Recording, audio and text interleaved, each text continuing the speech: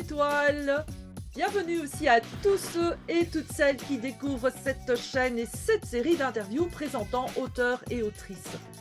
Alors, qui parmi vous a déjà ressenti ce sentiment, parfois difficile ou parfois exaltant, d'être différente? Le livre de Laurie m'a tout de suite interpellée car alors que j'étais enfant, j'ai souffert de ce sentiment d'être différente, ce qui m'a valu de me sentir exclue, rejetée, parfois attaquée car je ne ressemblais pas aux petits camarades de ma classe. Plus tard, à l'adolescence, j'ai ressenti de la fierté de ne pas être comme tout le monde. Et aujourd'hui, grâce à un travail d'acceptation de mes différences, j'ai appris à m'entourer de personnes accueillantes, ouvertes d'esprit. Cette sensibilité à la différence a attiré mon regard sur un post de Laurie Hawkes qui parlait de son dernier livre, Le sentiment d'être différent, s'épanouir quand on n'entre pas dans les cases, paru en février 2023 aux éditions Erol. Et vous savez quoi? J'ai tout de suite eu envie de l'inviter sur ma chaîne. Alors, avant de continuer mes petites étoiles, j'ai besoin de votre aide pour que les algorithmes de YouTube recommandent encore plus ma chaîne. J'ai juste besoin d'un petit coup de pouce pour aimer cette vidéo et puis abonnez-vous, cela ne mange pas de pain et me permet de faire connaître des personnes formidables. Merci d'avance. Bonjour Laurie. Bonjour Ariane et bonjour tout le monde.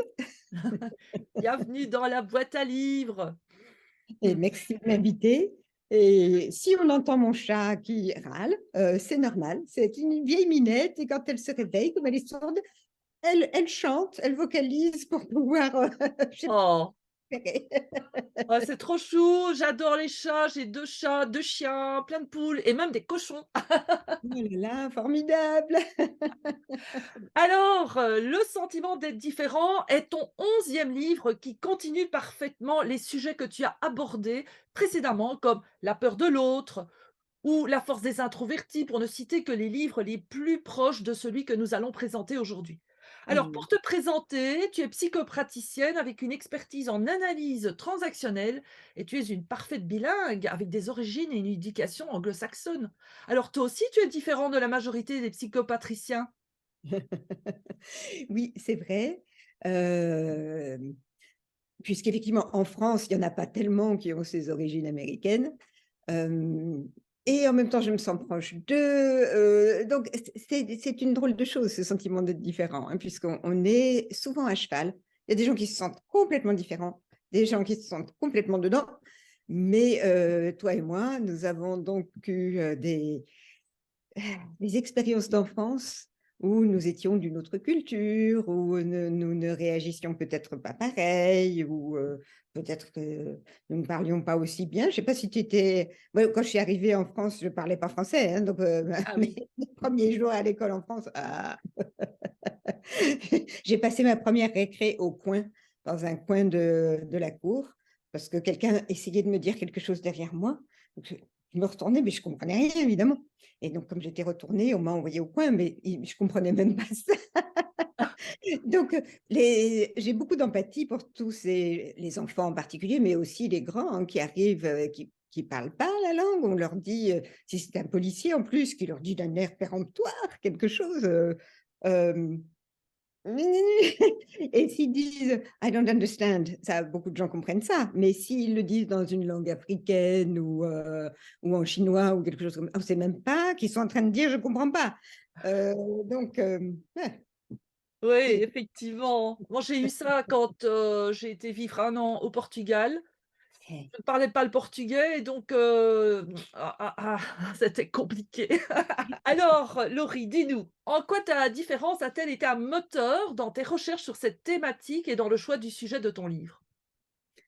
Alors, d'abord, elle a été un moteur pour que je devienne psychothérapeute, psychopraticienne, euh, parce que c'est à partir de mes propres souffrances. Comme la plupart des psys, hein, je pense que la plupart des psys on a souffert, donc on a fait une thérapie et un certain nombre des gens qui font une thérapie, pas tous heureusement parce que ça ferait beaucoup, se disent à un moment, j'aimerais bien transmettre cette aide-là, j'aimerais bien faire pour d'autres ce qu'on a fait pour moi.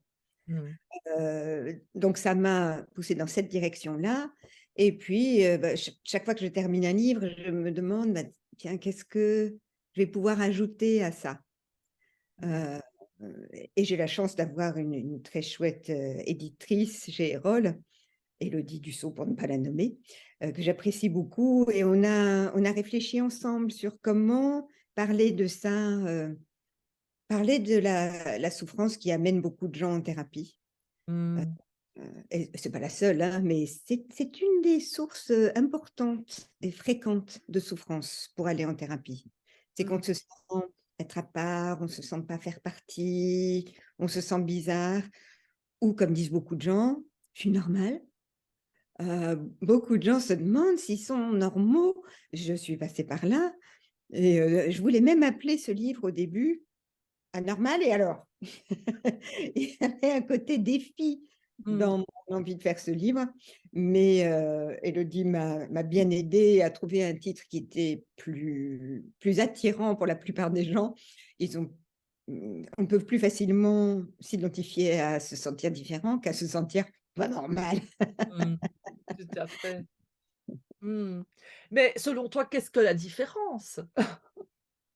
Alors, donc il y a la définition statistique, hein, que je développe un peu dans le début du bouquin, et c'est le fait de ne pas être dans la majorité pour une certaine caractéristique. Par exemple, moi, en tout cas dans mon groupe d'âge, j'ai une taille complètement normale. En France, la moyenne de la taille, de la hauteur, c'est 1,60 m. Je fais 1,60 m. En Waouh! bien dans la moyenne, je ne suis même pas à un écart type en plus ou en moins, je suis juste normale. Bon, avec les jeunes maintenant, je pense que la moyenne a beaucoup bougé. Mais, mais donc, il y a ce côté statistique. Donc, si à mon époque, une fille faisait 1,80 m, 1,85 m, elle était hors norme, donc différente. Et j'ai connu des gens qui avaient souffert d'avoir été trop grande. Trop. Enfin, mais quelquefois, on se moque d'eux, les gens plus grands, ou on les taquine. Et Mmh. alors, les beaucoup plus petits, vous imaginez, hein, si on est en dessous de la moyenne, si la moyenne est à 1,60 m, si on est à plus d'un écart type, ça parle aux statisticiens, mais c'est-à-dire qu'il y a, disons, moins de 15% de gens plus petits que, alors je n'ai pas en tête les chiffres exacts, mais disons 1,50 m, 50-55. Bah, du coup, oui, si on fait 1,40 m ou 1,42 m, d'abord, ce n'est pas très pratique, hein, déjà, moi, je suis obligée de me prendre des tabourets pour atteindre un tas de trucs. Mais si on est encore plus petit, on a encore plus de risques de se faire harceler à l'école. Enfin bref, je m'éloigne un petit peu de ta question, qui était la différence. Donc, il y a ce côté statistique et puis il y a le côté subjectif. Donc, on peut avoir quelqu'un qui fait 1,60 m, qui a un QI dans la norme, qui parle le français, qui n'a pas d'anomalie visible. Et néanmoins, cette personne peut avoir un ressenti subjectif Mmh. d'être différente. Ça peut être pour des raisons juste qu'on ne voit pas, comme, je ne sais pas, elle a une allergie à un aliment très fréquent et du coup, elle est obligée de faire attention à la cantine, elle ne peut pas goûter les trucs, lors des goûters d'anniversaire, elle doit faire attention à tout et quand on est un enfant, c'est très contraignant ça et pas Mmh. pouvoir manger ce que mangent tous les autres ou de temps en temps pas faire attention et hop, faire un œdème de Queen qui est devoir être évacué à l'hôpital. Bon, il y a certains cas où ça, à l'école, ça se passe bien et les autres disent: «Elle est allée à l'hôpital, elle a une expérience». Mais il y a d'autres cas où, pour des raisons que je ne m'explique pas très bien, les autres enfants sont un peu comme une meute qui va se jeter sur Mmh. l'enfant différent. Et à ce moment-là, le sentiment d'être différent est encore et encore accentué. Et comme les cas de harcèlement scolaire sont de plus en plus fréquents maintenant, je me dis que ça doit faire beaucoup d'enfants. Je crois que, je sais pas, il y a un tiers des enfants maintenant qui sont harcelés. C'est énorme. À mon époque, c'était beaucoup plus rare. Moi, j'ai Mmh. pas été harcelée, je me sentais un peu bizarre, Mmh. mais j'ai pas été harcelée. Mais quand on est harcelée régulièrement à l'école. Comment aller à l'école avec des tantes en se sentant normal? J'ai été harcelée à l'école, attaquée, ostracisée et finalement c'était très, très pénible parce que j'adorais l'école et je détestais, du fait qu'il y avait, cette violence et que les professeurs, s'en foutaient complètement. Ils trouvaient que je Oui, n'arrivais pas à me défendre et si je me défendais, j'étais punie. le harcèlement, c'est quand même quelque chose de terrible parce que ça développe la peur, pour le coup, la peur de l'autre.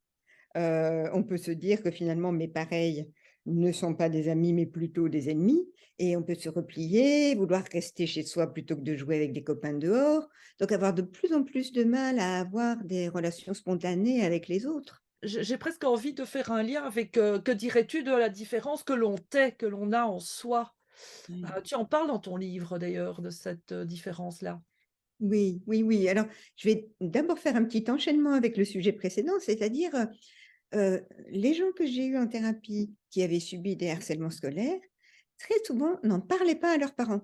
Ils le taisaient donc. Ah oui. Se disant: «Faut que je me débrouille tout seul» ou «Si mes parents s'en mêlent, ça va être encore pire» et donc ils le portent tout seul en eux, et ça va engendrer ce que j'ai développé dans le livre, de la honte. Parce que finalement la honte, c'est souvent quelque chose qu'on éprouve par rapport à quelque chose qu'on cache et Ah donc si, je sais pas, j'ai des tendances, asthmatiques, mais que je veux pas avoir l'air, bête, hein, devant les copains, ça a rien à voir avec la bêtise, hein, mais on se dit: «Je vais avoir l'air bête si je dis que je ne peux pas manger telle ou telle chose».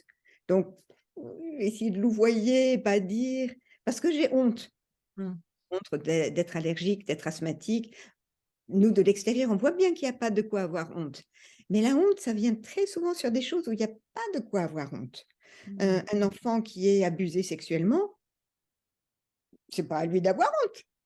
C'est à l'adulte ou au plus grand enfant qui abuse de lui. C'est lui qui devrait avoir honte de commettre un acte odieux. Mais c'est souvent la victime qui va avoir honte. Donc, la différence comptait, comme on n'en parle pas, personne ne nous dit: «Mais c'est pas ta faute, tu n'y es pour rien».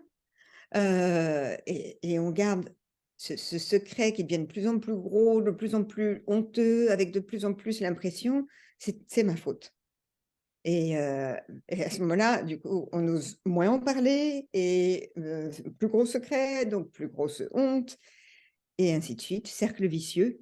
Donc c'est un des gros pièges avec la différence, c'est quand on ne la montre pas, quand on a l'impression qu'on ne peut pas la montrer, que ce sera encore pire si on la montre, à ce moment-là, ça va engendrer de la honte et la honte, c'est une prison. Mmh. D'ailleurs, on dit que la honte, c'est pas vraiment une émotion. Ça, c'est compliqué cette histoire d'émotion, hein, Mmh. parce que, à un moment, dans le courant de ma vie professionnelle et de ma formation, on disait qu'il y a que 4 émotions de base. Mmh. En anglais, ça marche bien, tu mad, glad, sad. Donc et scared, celui-là, il va pas. Mais colère, peur, joie Tristesse, et qu'est-ce que j'ai dit? tristesse. Tristesse, merci. Pourtant, je le connais bien. Hem, mais en fait, d'autres auteurs disent qu'il y a d'autres émotions de base comme, le dégoût, j'oublie les autres là tout de suite. Et la honte, en effet, c'est pas vraiment une émotion et pourtant c'est un ressenti et que à peu près tout le monde connaît. Mmh On mh. à un moment aussi, on disait: «La honte, c'est pour ce qu'on est», ce qui va bien avec cette histoire de différence, et si c'est par rapport à quelque chose qu'on a fait, c'est la culpabilité. Oui. Mais c'est pas si vrai que ça. Parce que souvent, on va dire: «Mais ce que tu as fait est honteux», Ah oui. et on a honte d'avoir mal agi. Je me rappelle un patient il y a longtemps qui a fini par avouer, avec beaucoup de honte, qu'il avait noyé un chiot quand il était petit garçon. Heu, C'était pas quelqu'un de cruel, il est pas devenu sadique ni tueur en série, à ma connaissance. Mais les enfants, quelquefois, ils se rendent pas compte de certaines choses Mmh. et heu et pour se socialiser, bah, ils ont besoin d'apprendre la honte. Et là, les parents avaient découvert ça, avaient été horrifiés. Donc quand nos parents sont horrifiés, oh là! on se ratatine, on voudrait rentrer sous terre, c'est la honte.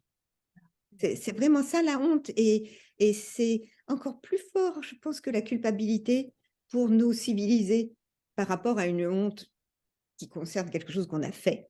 La Mmh. honte sur ce qu'on est, ça, si je me dis: «Beh, j'ai un nez affreux, il faut que je le cache tout le temps», bah, là, ça me sert à rien cette honte, hein. Ça va pas, me civiliser, ça va juste me rendre un peu Mmh.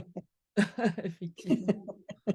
Waouh, et en plus, à cette époque, des influenceurs Instagram, qui se maquillent, parfois avec 1 centimètre de fond de teint et que se transforment littéralement, heu oui, avec des et le filtres, regard de et l'autre. elles ont des peaux incroyables. Mais si on est jeune, on voit ça et qu'on se dit: «Je veux être comme cette personne-là», hem et qu'en plus, peut-être que cette personne montre que, telle ou telle, opération de chirurgie esthétique lui a permis d'avoir cette minuscule taille ou ces belles fesses ou ces beaux seins ou cette peau magnifique. Bah, peut-être que je vais, grandir jeune fille en me disant, «Il me faut ça, Mmh. je dois devenir comme ça et si je suis pas comme ça, c'est la honte». On parle de la honte et dans ta deuxième partie, du livre que tu as écrit, tu parles des racines de la différence et que, apparemment la honte pourrait être une de ces racines de la différence et effectivement, tu fais aussi référence aux tueries de masse assez communes aux États-Unis et généralement faites par des jeunes adultes qui se sentent blessés, rejetés. Mais comment est-il possible que la honte puisse mener vers le crime? Aux États-Unis, c'est tellement facile de se procurer des armes, qu'à ce moment-là, l'autre m'énerve, bah, au lieu d'aller à côté, de m'engueuler avec, éventuellement même de se castagner un petit peu, et ben, on y va avec son AR, je sais pas quoi, 25, je crois que ça s'appelle. Bon, sur la côte est et la côte ouest, il y a quand même beaucoup de gens qui en ont, beaucoup moins de gens qui en ont. Il y en a, mais il y en a moins. Mais là, dans le milieu du pays, s beaucoup de gens se sentent justement humiliés, pas reconnus. Ils ont l'impression que les gens qui gouvernent sont des gens supérieurs, qui ont fait des études, qui les prennent de haut, qui disent: «Oh là là», tous ces rednecks, tous ces, Mmh. technos, qui comprennent rien, et hem et ça alimente une colère. On voit plus vite la colère, mais en dessous de la colère, il y a le fait qu'ils ont eu un certain nombre de fois affaire à des gens qui pouvaient, par exemple, à un meeting politique, la personne moins éduquée pose une question et la personne plus éduquée: «Mmh, vous voulez dire peut-être que, et donc ils traduisent en termes techniques pour montrer leur supériorité. Ça fait honte au gars qui a posé sa question et comme la honte, c'est très difficile à supporter. Vraiment, c'est horrible. Et bah, au lieu d'aller se confesser pour dire, «J'ai tel problème et j'ai honte», ils transforment vite ça en colère parce que comme ça, ils se sentent costauds et hop, avec un fusil, on est fort, personne ne peut nous faire de mal, personne ne peut nous faire honte.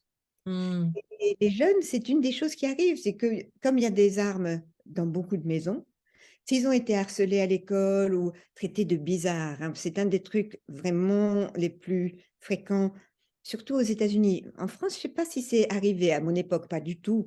On disait pas aux gens: «Mais celui-là, il est bizarre» et que du coup, on le boycotte. On veut pas manger avec lui et il se retrouve tout seul pour manger et avec cette honte qui grandit et se transforme de plus en plus en colère.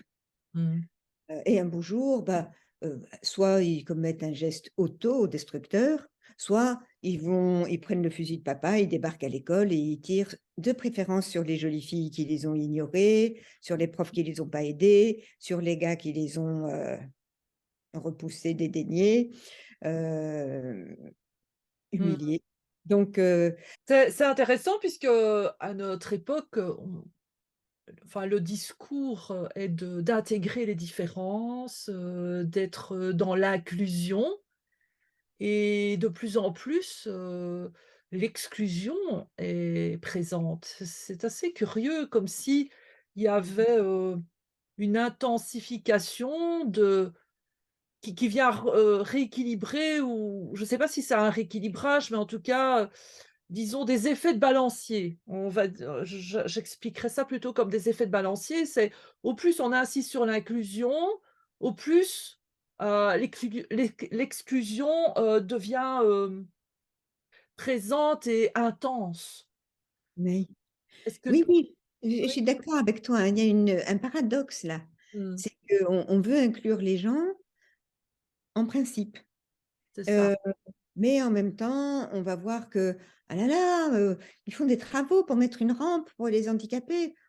Il y en a quand même pas tant des handicapés, j'en ai jamais vu un par ici. Alors, on nous empêche de circuler pendant des semaines pour mettre une rampe pour 3 handicapés par an, ah là là.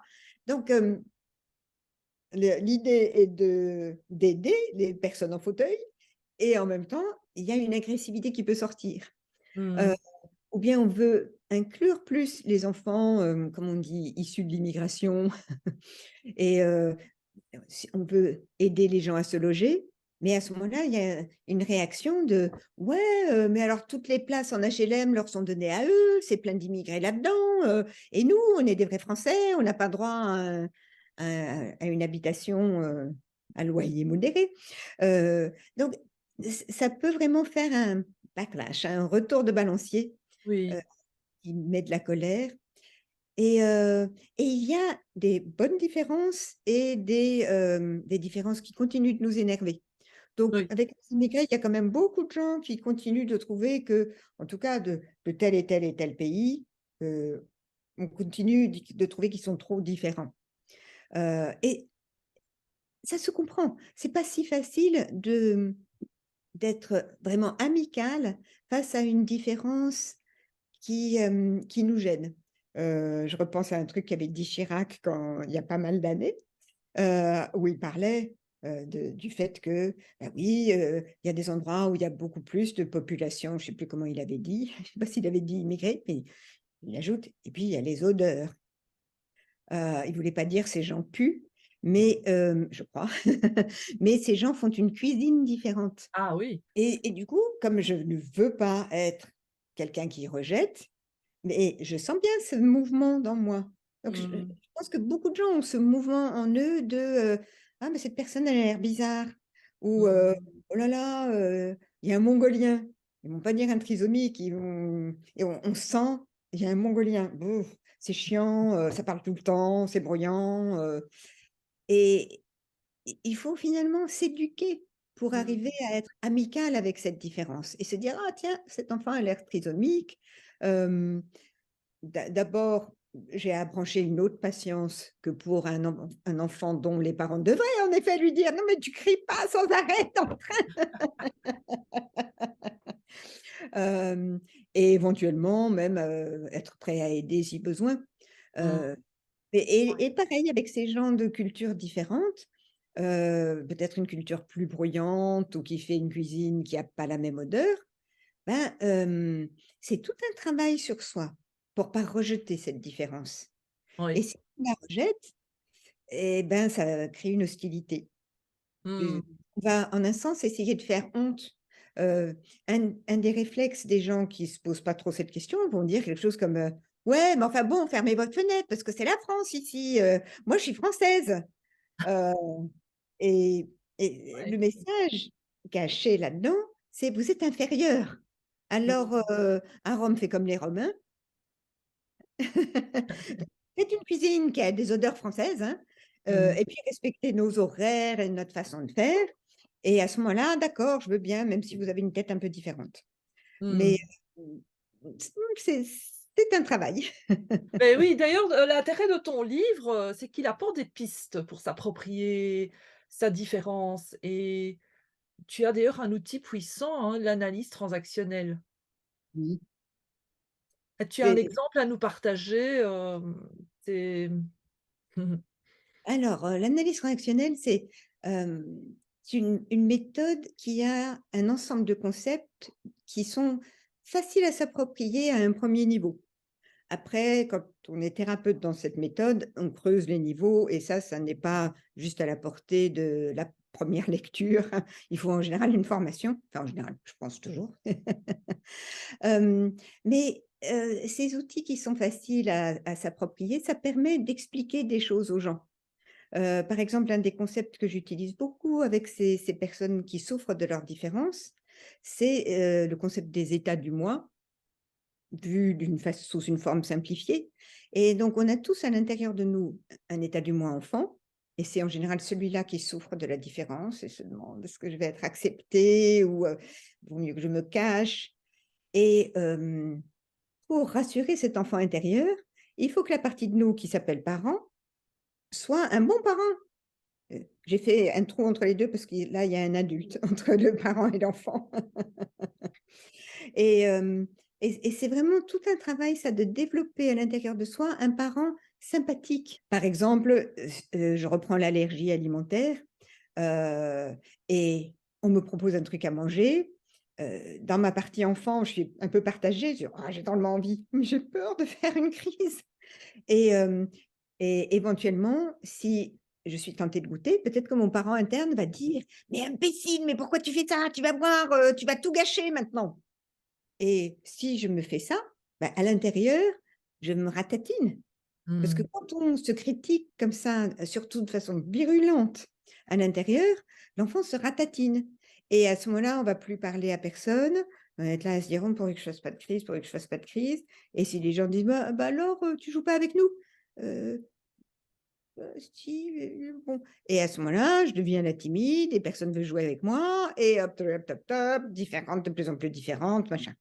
Donc, c'est un des outils intéressants, de développer ce parent interne en version gentille. Et mes 2 concepts préférés, hein, j'appelle toujours ça les 2 jambes de l'analyse transactionnelle, c'est les états du moi et le scénario de vie.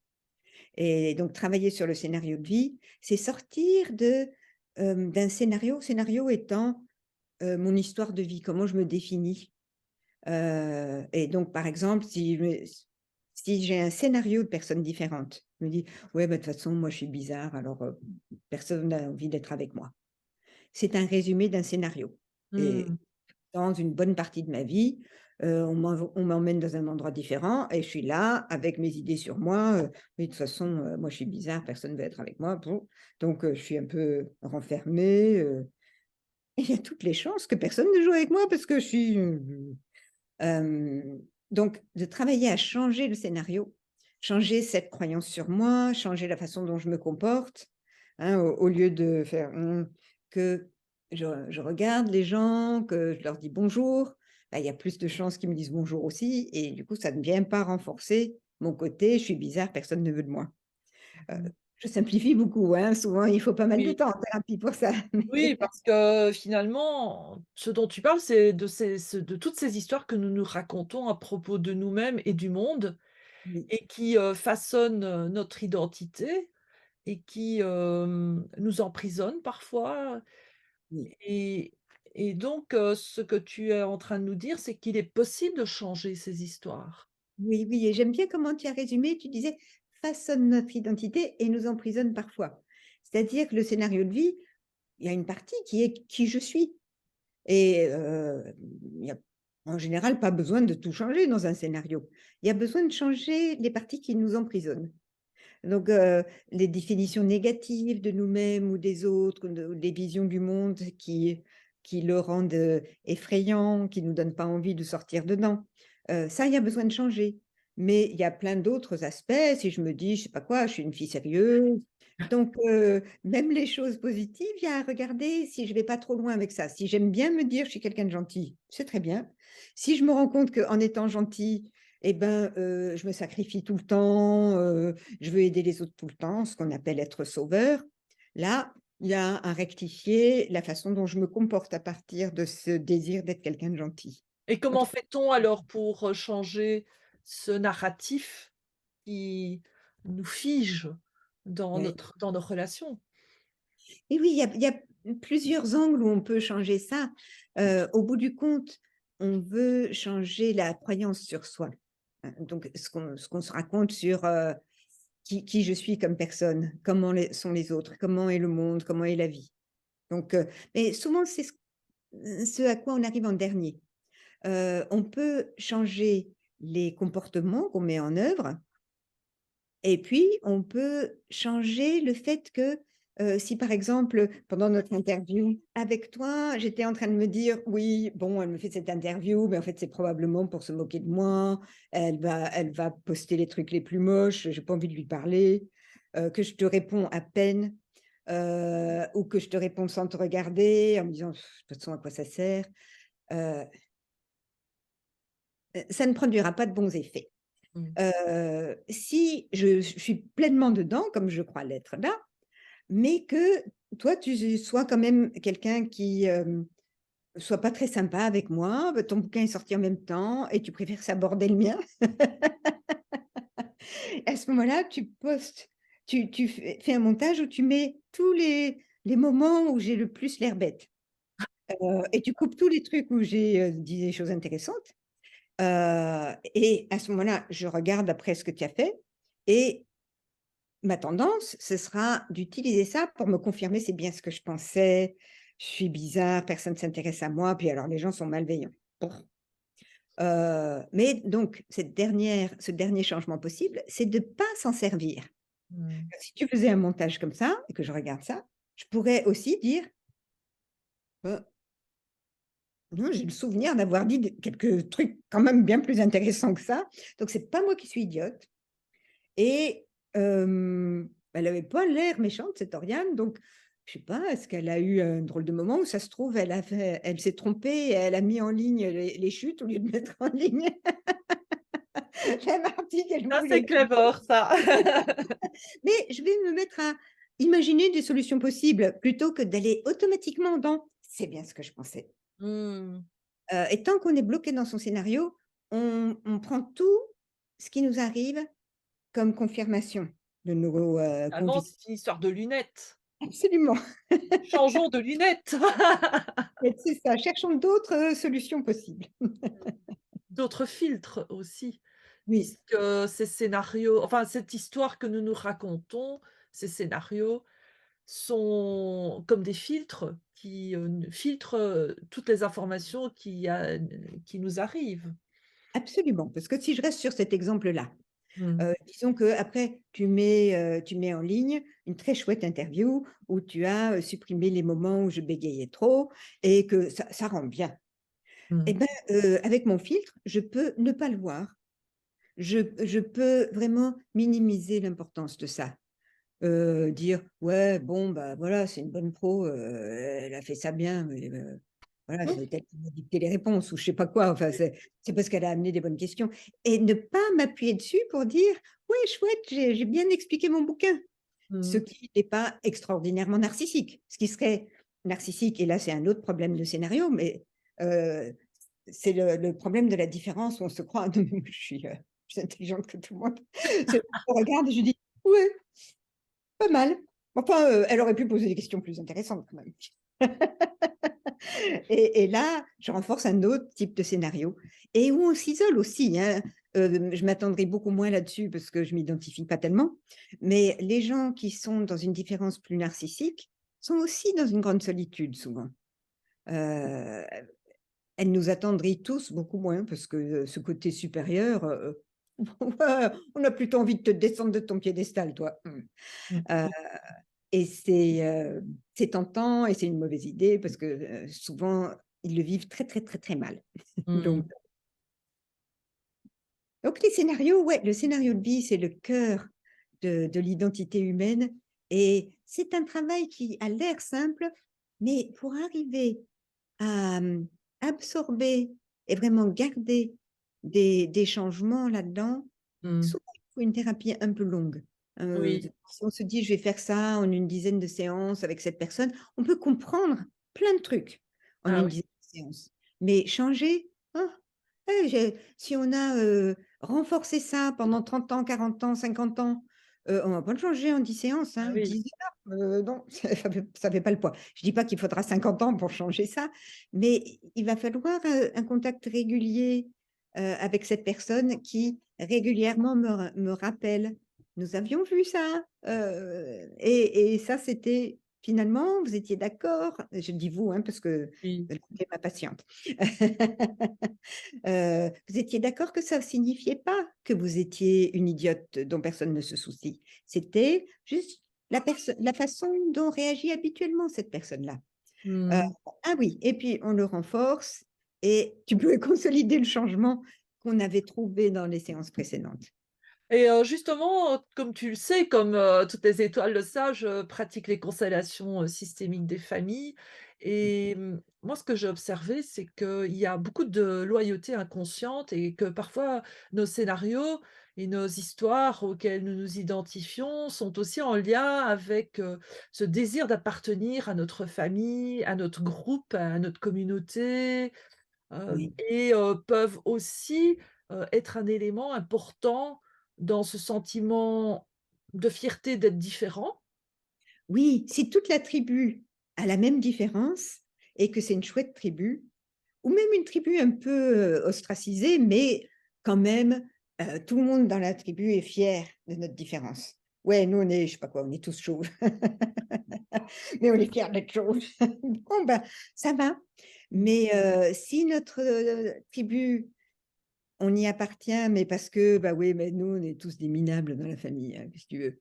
Donc, on aura du mal à les réussir parce qu'on aura l'impression d'un conflit de loyauté, qu'on n'est plus loyal à la famille.